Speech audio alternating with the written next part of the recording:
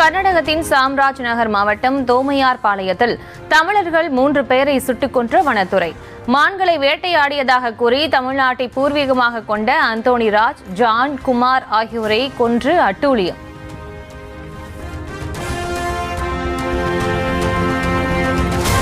அநியாயமாக கொன்றதோடு மான்களை வேட்டையாடியதாக வனத்துறை பொய் கூறுவதாக கொல்லப்பட்ட தமிழர்களின் உறவினர்கள் குற்றச்சாட்டு. உடல்களை வாங்க மறுத்து 2வது நாளாக போராட்டம்.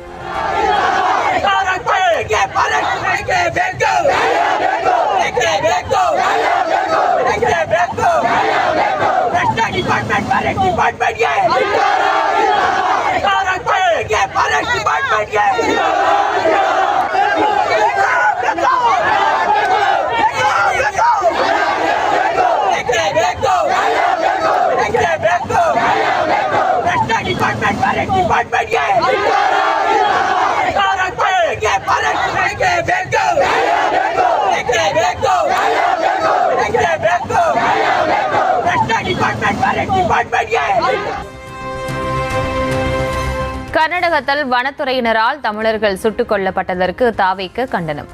முதலமைச்சர் டி.கே. சிவக்குமார் உரிய நடவடிக்கை எடுக்க வேண்டும் என முன்னாள் அமைச்சர் வைகை செல்வன் வலியுறுத்தல்.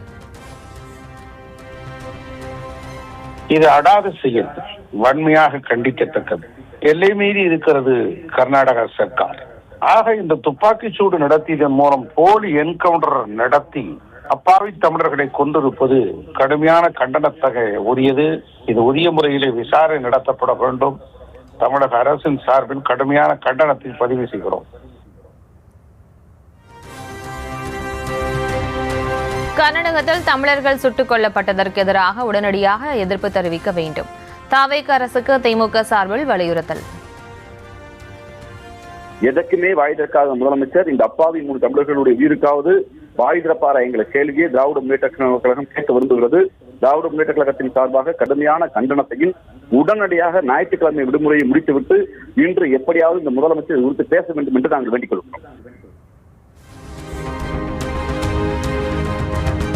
தமிழர்கள் கொல்லப்பட்ட சம்பவம் குறித்து சிபிஐ விசாரணைக்கு உத்தரவிட பாமக தலைவர் அன்புமணி வலியுறுத்தல். கொல்லப்பட்டோர் குடும்பத்திற்கு இழப்பீடாக தலா 1 கோடி ரூபாயை கர்நாடக அரசு வழங்கவும் வலியுறுத்தல்.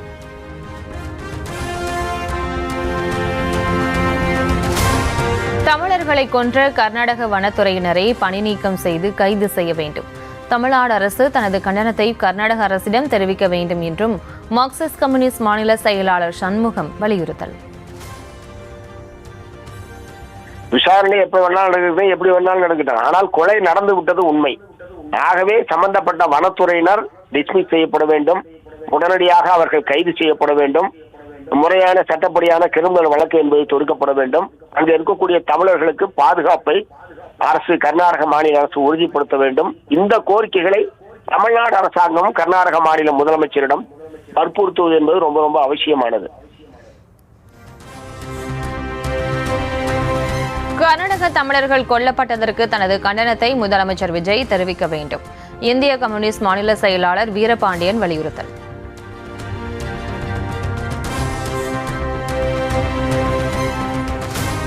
மனித உயிர்களை கொல்ல கர்நாடக வனத்துறைக்கு அதிகாரம் கொடுத்தது யார்? பாஜக மூத்த தலைவர் தமிழிசை சவுந்தரராஜன் கண்டனம்.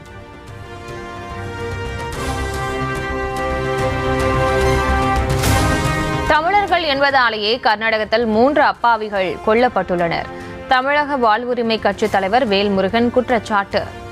வனப்பகுதிக்கு சென்றவர்களை கர்நாடக வனத்துறை அநியாயமாக, அக்கிரமமாக அவர்கள் மான் வேட்டையாட வந்தார்கள் என்று அவாண்டமான பழி சுமர்த்தி அவர்களை அருகில் அழைத்து விசாரிக்காமலேயே தமிழர்கள் என்று தெரிந்த உடனேயே அந்த தமிழில் பேசியது தமிழர் அதை புரிந்து கொண்டு அந்த இன வெறியோடு கர்நாடக வனத்துறை சுட்டு படுகொலை செய்திருக்கிறது.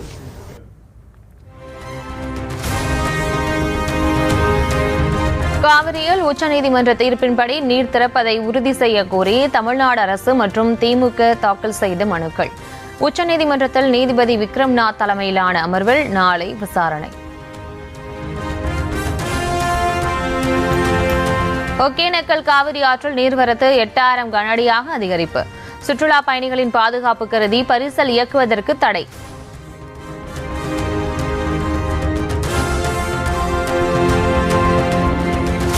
மேட்டூர் அணைக்கு நீர்வரத்து வினாடிக்கு 4385 கனஅடியிலிருந்து 6179 கனஅடியாக அதிகரிப்பு. நீர்மட்டம் 81.31 அடியாக உள்ள நிலையில் குடிநீர் தேவைக்காக திறக்கப்படும் நீரின் அளவு வினாடிக்கு 2000 கனஅடியாக உயர்வு.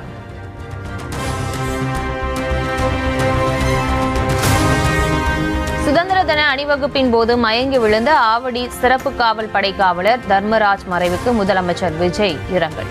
குடும்பத்திற்கு 30 லட்சம் ரூபாய் நிவாரண நிதி வழங்கவும் உத்தரவு.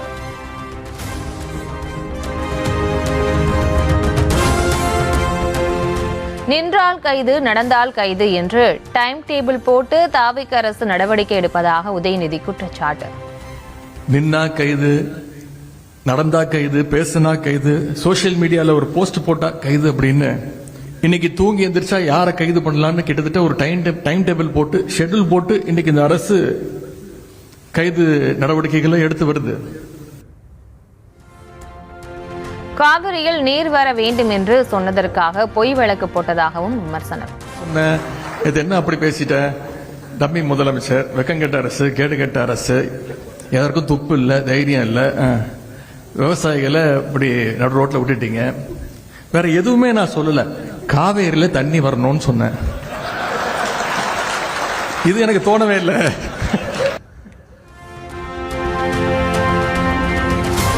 யார் எம்எல்ஏ யார் அமைச்சர் என்பதே முதலமைச்சர் விஜய்க்கே தெரியாது என்று உதயநிதி கிண்டல்.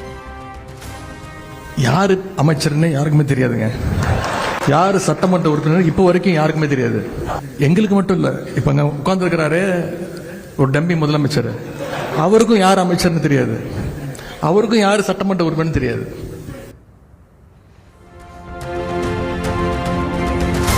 சட்டமன்றத்தில் ஒரு துறை குறித்து கேள்வி கேட்டால் வேறு துறை அமைச்சர் பதில் சொல்வதாகவும் சாடல். வேற ஒரு துறைக்கு நம்ம பதில் கேட்டோம்னா வேற ஒரு துறை அமைச்சர் பதில் சொல்றாரு. ஒரு படத்துல வரும்ல, நாம ஒரு கேள்வி கேட்டா நம்மளே ஆச்சரியப்படுற அளவுக்கு ஒரு பதில் சொல்லுவான் பாருங்க அப்படிங்கிற மாதிரி. அப்படிதான் இன்னைக்கு அந்த சட்டமன்றம் நடந்துட்டு இருக்கு.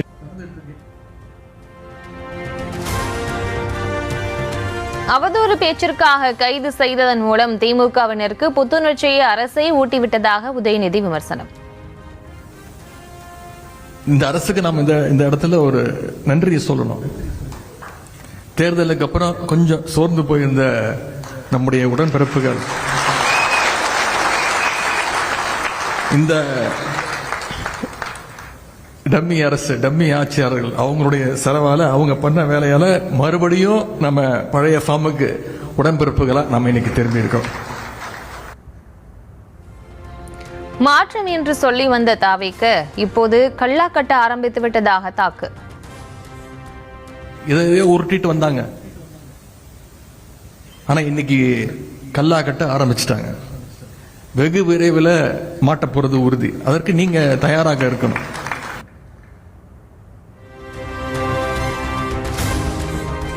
சென்னை அருகே கொசஸ்தலை ஆற்றில் டன் கணக்கில் செத்து மிதக்கும் மீன்கள்.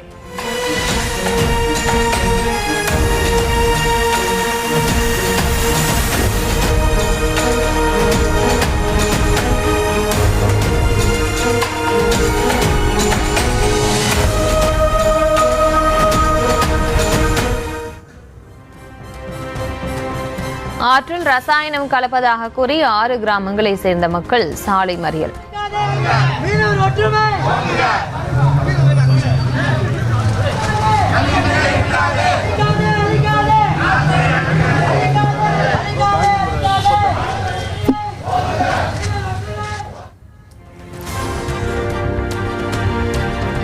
எண்ணூரில் தாவைக்க சட்டமன்ற உறுப்பினர் செந்தில்குமாரை முற்றுகையிட்டு மக்கள் வாக்குவாதம். கொசஸ்தலை ஆற்றில் 2 நாட்களாக மீன்கள் செத்து மிதக்கும் விவகாரத்தில் நடவடிக்கை எடுக்கவில்லை என்று புகார்.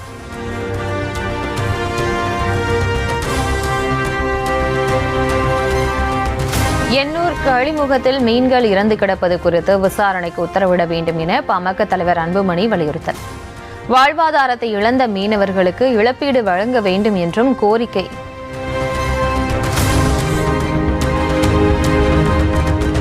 பட்டாசு தொழிலை பாதுகாக்க வலியுறுத்தி சிவகாசியில் திமுகவினர் ஆர்ப்பாட்டம்.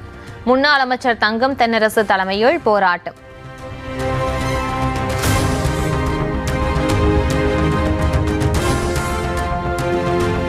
திமாகி நக்சலாக இருப்பதில் பெருமைப்படுவதாக பிரதமர் மோடிக்கு முன்னாள் அமைச்சர் ப சிதம்பரம் பதிலடி.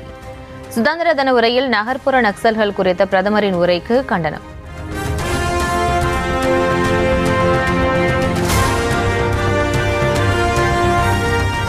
வடமேற்கு வங்கக்கடலில் நிலவிய மேலடுக்கு சுழற்சியின் தாக்கத்தால் உருவானது புதிய காற்றழுத்த தாழ்வு பகுதி. கடல் கொந்தளிப்புடன் காணப்படும் என்பதால் ஆகஸ்ட் 18ஆம் தேதி வரை மீனவர்கள் கடலுக்கு செல்ல வேண்டாம் என அறிவுறுத்தல்.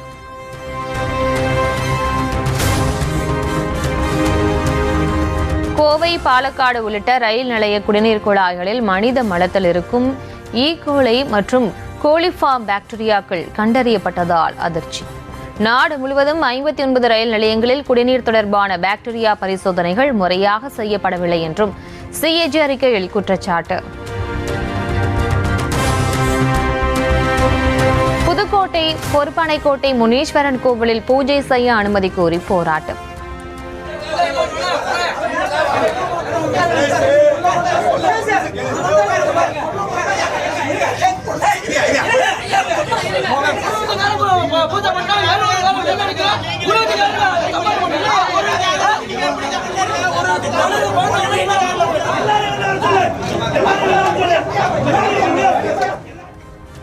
கோவில் கருவறைக்குள் புகுந்து போராட்டத்தில் ஈடுபட்ட பூசாரியால் பரபரப்பு.